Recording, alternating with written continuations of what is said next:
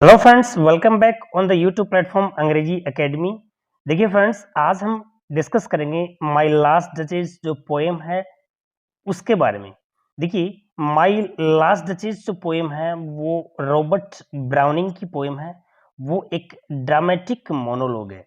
देखिए दोस्तों, for your kind information, ये जो पोएम है हर कॉम्पिटिटिव एग्जाम्स में आती है। फर्स्ट ग्रेड हो, सेकंड ग्रेड हो, रीट कोई भी एग्जाम हो, टीजीटी, पीजीटी, केवीएस, सब में ये जो चीज़ है इंग्लिश लिटरेचर से रिलेटेड उसमें निश्चित रूप से आपसे पूछी जाएगी। तो चलिए स्टार्ट करते हैं। सबसे पहले आपको ये पता होना चाहिए कि जो माई लास्ट डचेज है वो रॉबर्ट ब्राउनिंग की पोएम है। ओके, इसका जो पोएट है वो कौन है? रॉबर्ट ब्राउनिंग है। और ये जो माई लास्ट डचेज जो पोएम है वो ड्रामेटिक मोनोलॉग है। देखिए, ड्रामेटिक मोनोलॉग होता क्या है? उसमें जो स्पीकर होता है वही बोलता है, जो लिसनर होता है वो केवल और केवल उसको लिसनर बन के ही रहेगा, वह बोल नहीं पाएगा बीच में। उसको हम बोलते हैं ड्रामेटिक मोनोलॉग। मोनो से एक होता है सिंगल। लोग आप जानते हो, जैसे कि डायलॉग होता है वो दो के बीच में या दो से अधिक के बीच में कन्वर्सेशन हो सकता है। लेकिन मोनो शब्द अगर एक अकेला लग गया तो सिंगल, इसका मतलब ये हुआ कि बोलने वाला जो होता है, स्पीकर होता है, वो अकेला बोलेगा और लिसनर जो होता है उसको केवल सुनेगा, वो बोलेगा नहीं। That is called dramatic monologue. तो आपसे अगर क्वेश्चन पूछा जाए कि ये माई लास्ट डचेज है वो कैसी पोएम है, तो आप बोल सकते हो कि this is dramatic monologue poem. Okay, अब हम इसके बारे में कुछ की फैक्ट हैं वो पढ़ लेते हैं। उनसे आपको अंदाजा हो जाएगा कि इस पोएम के अंदर क्या है और क्वेश्चन जो है वो कैसे पूछे जाते हैं। तो चलिए देखते हैं। यहाँ पे my last duchess is a poem by Robert browning. It is a dramatic monologue. Okay, ये ड्रामेटिक मोनोलॉग है। माई लास्ट डचेज, डचेज कौन होता है? देखिए, डचेज है वो एक रानी का नाम है, ठीक है। एक है ड्यूक ऑफ फरेरा, यानी कि वो राजा है। फरेरा है वो एक इटली का शहर है, उसकी रानी है। और वो क्या है? डचेज। समझ गए मेरी बात? डचेज क्या होता है? रानी। Okay, next, Robert Browning is one who is called the father of dramatic monologue. Dramatic monologue के फादर कहे जाते हैं कौन? Robert Browning. तो ये पॉइंट आपको नोट करके रखना है। आपके कॉम्पिटिटिव एग्जाम्स में कैसे भी आपसे पूछ सकता है। याद रखना, रॉबर्ट ब्राउनिंग जो है वो कौन है? Father of dramatic monologue. It first appeared in 1842 in Browning's dramatic lyric, a collection of poems. यहाँ पे ये जो कलेक्शन है पोएम्स का उसको बोलेंगे ड्रामेटिक लिरिक, यानी कि वो चीज़ है। यहाँ पे ये जो पोएम है, यहाँ पे माय लास्ट डचेज जो पोएम है वो एक क्या है? एक कलेक्शन ऑफ पोएम्स है। ओके, और ये 1842 में क्या हुई थी? फर्स्ट अपीयर्ड हुई थी, यानी कि पब्लिश्ड हुई थी। A major poetic technique Browning uses in My Last Duchess is, देखिए, एफ्रोसिस। ये जो है बहुत इंपॉर्टेंट है। एफ्रोसिस क्या होता है? एफ्रोसिस होता है, उसको मैं बताता हूँ। ये आपको अच्छे से याद रखना है क्योंकि इससे रिलेटेड क्वेश्चन निश्चित रूप से आपसे पूछा जाता है कि जब कोई राइटर किसी भी चित्र को एक्सप्लेन करता है, उसमें जो डिटेल्स हैं वो हमें समझाता है, उस टेक्निक को हम क्या बोलते हैं? एफ्रोसिस बोलते हैं। याद रख लोगे, क्वेश्चन पूछा जाए कि व्हाट इज एफ्रोसिस, तो एफ्रोसिस जो होता है, ekphrasis is a major poetic technique. समझ आया? जिसमें एक जो पोएट होता है, जो राइटर होता है, कोई भी चीज को जिसमें चित्र को देख के क्या करता है? एक्सप्लेन करता है, वो एफ्रोसिस कहलाता है। तो ये आपको याद रखना है कि एफ्रोसिस क्या होता है। This is also a poetic device, poetic technique. Okay, अब नेक्स्ट देखते हैं।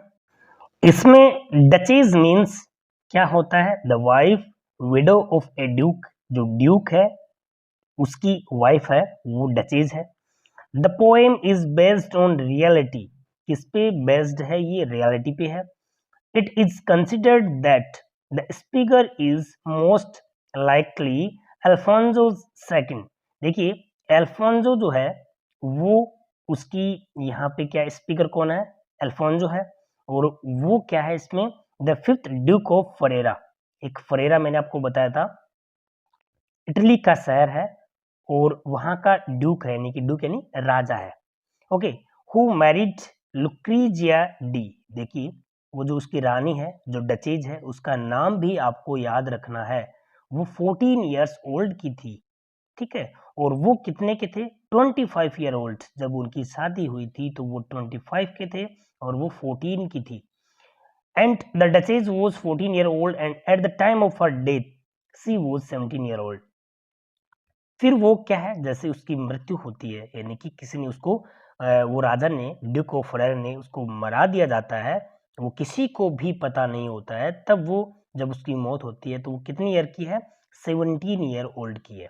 तो ये चीजें क्या थी, इसके अंदर थोड़ा सा इंफॉर्मेशन थी। ध्यान रखना, ये 1842 में पब्लिश हुई है, रिटन हुई है, 56 लाइन है और जो कपलेट में डिवाइड है। राइमिंग स्कीम क्या होती है इसकी, a a B B C C D D.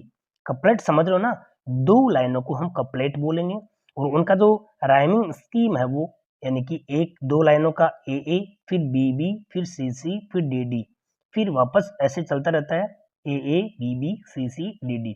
इस तरह से कपलेट में है, ये याद रखना, बहुत इंपॉर्टेंट चीजें हैं। ड्रामेटिक मोनोलॉग है, इसकी जो थीम है objectification of women, control and manipulation social status. इसमें यह है कि महिलाओं के ऊपर वो कंट्रोल करके रखता है, उनके जो सोशल स्टेटस पे क्या रखता है, बाउंडेशन रखता है, अपने अकॉर्डिंग उनको चलाता है। कौन, जो रॉबर्ट ब्राउनिंग जिसके बारे में बात कर रहे हैं, द ड्यूक ऑफ फरेरा के बारे में बात कर रहे हैं, उनके वो रखते हैं, यानी कि वो अपने अकॉर्डिंग चलाते हैं। कौन, ड्यूक ऑफ फरेरा। किसको, ये जो उनकी जो लास्ट डचेज है, जो उनकी रानी है लुक्रीजिया डी जो है ना, उसके ऊपर बात कर रहा है ये, ठीक है। तो इस तरह से ये थोड़ा सा इंफॉर्मेशन आपको याद रखना है।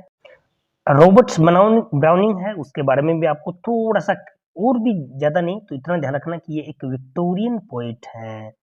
आपसे पूछेंगे कि ये कौन से पोइट हैं, तो विक्टोरियन पोइट हैं, इतना ध्यान जरूर रखना है, ठीक है दोस्तों। ये रॉबर्ट ब्राउनिंग विक्टोरियन पोइट है, इनका जो बर्थ है, डेथ है, ये भी नहीं पूछे तो आपको ये जरूर पूछेंगे कि ये क्या है, विक्टोरियन पोइट है। ड्रामेटिक मोनोलॉग की क्या है, ये फादर ऑफ ड्रामेटिक मोनोलॉग है, बस इतना याद रखना है। इनकी जो फेमस वर्क्स हैं, pied Piper of Hamelin, man and women, the ring and the book, ये इसकी क्या है, फेमस वर्क है। बस आपको इतना याद रखना है। अब देखिए मैं आपको कहानी बताता हूँ। ये है आपके ड्यूक ऑफ फरेरा और ये है काउंट, यानी कि उनके एक पड़ोस के ही जो राज्य होता है, उस राज्य के ये क्या है, राजा है। काउंट यानी क्या होता है, राजा होता है। और ये क्या करते हैं, इनकी शादी का प्रस्ताव, इनसे शादी करना चाहते हैं अपनी बेटी की, और ये एक मैसेंजर भेजते हैं, एक दूत भेजते हैं, और यहाँ पे जो डिस्कशन होता है वो इन दोनों के बीच में होता है, ड्यूक ऑफ फरेरा और यहाँ जो मैसेंजर है, इन दोनों के बीच में, ठीक है। इनकी पहली पत्नी जो लास्ट डचेस के नाम से ये बोलते हैं, और लुक्रीजिया डी जिसका नाम था, उन्होंने इनको मरा दिया और ये किसी को भी पता नहीं होता है कि किसने उसको मराया। और यहाँ पे ये जो काउंट हैं, ये राजा हैं, ये अपनी बेटी का, ये इनसे क्या लेके आते हैं, रिश्ता लेके आते हैं, और वो किसको भेजते हैं, एक मैसेंजर को भेजते हैं। तो जो भी डिस्कशन होता है वो यहाँ पे इन दोनों के बीच में होता है। पूरी की पूरी जो पोएम है वो इन दोनों के बीच में ही स्टार्ट होती है। ओके डियर, तो चलिए स्टार्ट करते हैं इस पोएम के बारे में। That's my last duchess painted on the wall, यानी कि वो किससे बात करते हैं, वो अपने जो मैसेंजर है उससे बात करते करते, और वो अपने उस पे गैलरी में चले जाते हैं, जहाँ पे एक प्राइवेट गैलरी होती है उसमें चले जाते हैं। उस गैलरी में वहाँ पे क्या है, वो जो पोर्ट्रेट हैं वो टंगे हुए होते हैं, चित्र वो टंगे हुए होते हैं, और उनके बारे में वो एक्सप्लेन करता है। कौन, यहाँ पे वो जो राजा है, ड्यूक है, ड्यूक ऑफ वरेरा है, वो क्या करता है, एक्सप्लेन करता है किसको, उस मैसेंजर को बताता है। That's my last duchess painted on the wall. देखो यहाँ पे ये कह रहा है कि इस पिक्चर की तरफ इशारा करके, और उस मैसेंजर को बोल रहा है कि दैट्स माई लास्ट डचेज, ये मेरी लास्ट डचेज है, मेरी रानी है। पेंटेड ऑन द वॉल, जो दीवार के ऊपर पेंटेड है, यानी कि उसकी पूरी जो पोर्ट्रेट लगी हुई है, पोर्ट्रेट का मतलब ये होता है पूरा आदमकद जिसको हम बोलेंगे, ठीक है, उस पे देख के वो बोलता है looking as if she were alive, ऐसे दिख रही है मानो वह क्या है, अलाइव है। I call that piece a wonder now, यानी कि वह एक यूनिक पीस है, ऐसा कह रहा है वो कि दैट पीस ए वंडर, बहुत ही आश्चर्यजनक पीस है वो। फेरापेंडल्फ, फेरापेंडल्फ जो होता है वो कौन है, फेरापेंडल्फ एक यहाँ पे पेंटर है, उसको पेंटिंग करने वाला है, यानी कि एक तपस्वी था, एक जैसे कि मानो वह कोई ना कोई उसको सजीव उसका चित्रण करने वाला था। फेरापेंडल्फ hands worked busily a day, पूरे दिन फेरापेंडल्फ का हाथ बिजी रहा। एंड देयर सी स्टैंड, तब जाकर वो क्या है बनी थी, तब जाकर वो स्टैंड की हुई उस फोटो ने, समझ आया। यहाँ पे बोल रहा है वो कि ये जो फेरापेंडल्फ है ये एक चित्रकार का यहाँ नाम है, और वो पूरे दिन worked busily a day and there she stands, तो वो पूरे दिन बिजी रहा। देखो मैंने आपको एक बात बताई थी कि इसकी जो राइमिंग स्कीम है वो ए बी बी सी ऐसे थी ना, तो यहाँ पे देखिए wall call, hands stands, sad red, ठीक है, countenance glance, by I, durst first, इस तरह से ये दो जो है ना, यहाँ पे कपलेट जो है उनके बारे में यहाँ क्या किया जा रहा है, यहाँ राइमिंग स्कीम दो कपलेट है वो बनाई जा रही है। ठीक है दोस्तों, ये सबसे मेन पॉइंट है इसका, यही चीज इसमें से पूछी जाएंगी आपसे। ओके, तो देखिए हम स्टार्ट करते हैं। That's my last duchess painted on the wall looking as if she were alive. ठीक है, यहाँ तक क्लियर हो गया। I call that piece a wonder now, ये भी क्लियर हो गया। Fra Pandolf hands worked busily a day and there she stands, ये पूरे दिन बिजी रहा तब जाके वो स्टैंड्स हुई। Will it please you sit and look at her? अब वो मैसेंजर को बोलते हैं कि तुम बैठोगे क्या, और तुम बैठ के इसको क्या कर सकते हो, देख सकते हो, यानी कि वो उस पर ऑर्डर कर रहे हैं कि तुम यहाँ बैठ सकते हो, इसको देख सकते हो। I said Farapandalf by design for never read strangers like you that pictured countenance, ये कह रहा है, देखिए वो बोला है इसको कि फेरापेंडल्फ बाय डिजाइन, ये जो डिजाइन की गई है ये फोटो किसके द्वारा, फेरापेंडल्फ के द्वारा की गई है। For never red strangers like you, आप जैसे जो अजनबी हैं इन्होंने कभी भी इसको नहीं देखा है कभी भी। दैट पिक्चर्ड काउंटेनेंस, यानी कि पिक्चर्ड का मतलब पेंटेड, काउंटेनेंस का मतलब क्या हो गया, फेस। ये जो पिक्चर जिस तरह से फेसेस में और पेंटेड है वो आप जैसे स्ट्रेंजर ने इसको कभी भी देखा नहीं, पढ़ा नहीं। The depth and the passion of its earnest glance, जो पैशन है, जो डेप्थ है, वो उसके ऊपर जिस तरह से जो अर्नेस्ट ग्लांस है वो इसके ऊपर आपने कभी भी नहीं देखा है, यानी कि जितना डीप एक्सप्रेशन जो उस पे, जो उस जुनून, यानी कि वो सजीव चित्रण, यहाँ पे the depth passion of its earnest glance, इसका मतलब होता है वो जो फोटो लगी हुई है वो ऐसे है मानो कि वो प्रत्यक्ष साक्षात है, यानी कि एजिटीज है, इस तरह से उसके ऊपर वो पैशन दिखाई दे रहा है, जोश जुनून जिसको अपन बोलेंगे, जो डेप्थ है, अर्नेस्ट ग्लांस, वो सारी चीजें उसके ऊपर दिख रही हैं। तो वो कह रहा है कि ऐसा आपने कभी नहीं देखा होगा पहले। तो ये वाला आपको आई होप समझ आ गया होगा। But to myself they turned since none puts by, देखिए ये जो लाइन आपको दे रखी है यहाँ से यहाँ तक, इसका मैं आपको बाद में बताऊंगा, बिल्कुल सिंपल, यहाँ पे इसका थोड़ा अलग सेंस निकलता है। But to myself they turn, और वो मेरी तरफ टर्न होकर मुझसे पूछते हैं कि ये किससे करवाया, क्या करवाया, ऐसे मतलब मेरी तरफ मुंह करके, मतलब मेरी तरफ मुड़ के वो पूछते हैं। And seemed as they would ask me if they durst, और वो ऐसे मुझे क्या कर रहे हैं, इफ दे डस्ट का मतलब अगर उनमें हिम्मत होती है तो वो मुझसे ऐसे पूछते हुए प्रतीत होते हैं। ठीक है, किसके बारे में, उस फोटो के बारे में। How such a glance came there, so not the first are you to turn and ask thus, कितने ग्लांस कितने से लोग इसको देखने के लिए आए।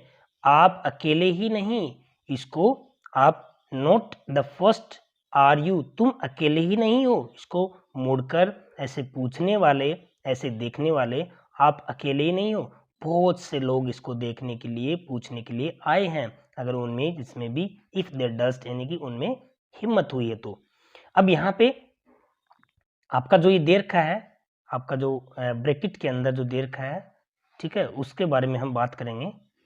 ठीक है, तो देखिए यहाँ पर इसमें आपको पूछ रहा है, देखिए सिंस नन पुट्स बाई का मतलब क्या होता है, हटाना।